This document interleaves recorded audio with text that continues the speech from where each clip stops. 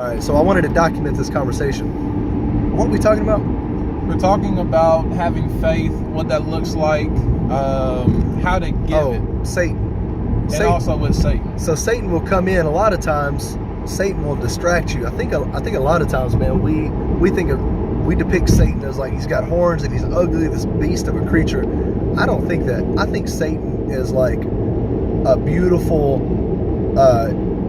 person, like a beautiful man that's like perfect in a nice suit, drives a nice car, and like comes at you with a slick opportunity that's a distraction. It's a distraction. Like, because a lot of times, man, in business especially, you'll get another opportunity.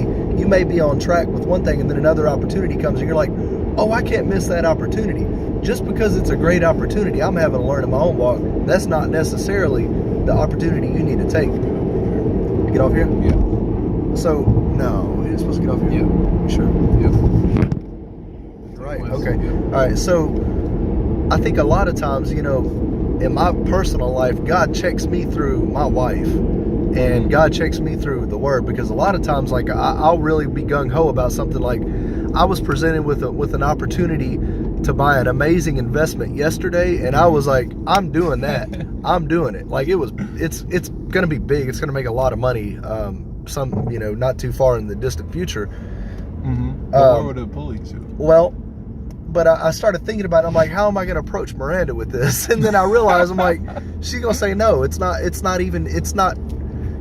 a good idea, but it's not where we're going right now at this point in time. So although it's a great investment and I've got the means to make it happen, it's going to make a ton of money. Like, somebody could retire off of this one thing alone. Mm-hmm. And I've got the means to do it right now. It's not the time. Like, and you got to be comfortable with that. But that's what Satan does. Is he comes in that beautiful sports car. He's an angel of light. Yeah. He's not this dark, demonic type of guy on the front end. He's an angel of light. He can disguise himself. But if you don't know how to discern those spirits, to have that spiritual eye, then you'll be led away and won't even know it. It will seem to be good, but the end of it is destruction. So how do you know when it's Satan or when it's not? To me personally, what I do is I ask God, I'm like, God, I don't have the mental capacity. I'm an idiot. I need you to tell me black and white, crystal clear. And I pray this to God. God, my prayer is usually, God, just tell me black and white where it's crystal clear, where it's no mistaking that this is from you or this is not from you. And then, God, I need to take it a step further. I need you to confirm it from someone else in my life, whether if it's my wife or a close friend that I'm talking to.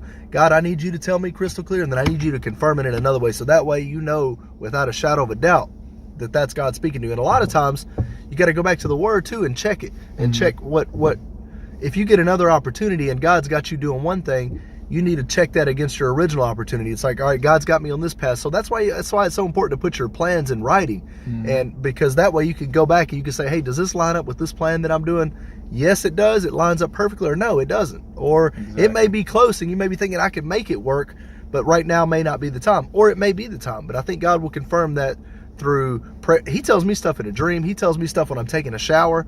That's my spot, man. When I'm in the shower, I get on my hands and knees after I'm finished and the water's falling on me, and God will speak to me there. He does it all the time.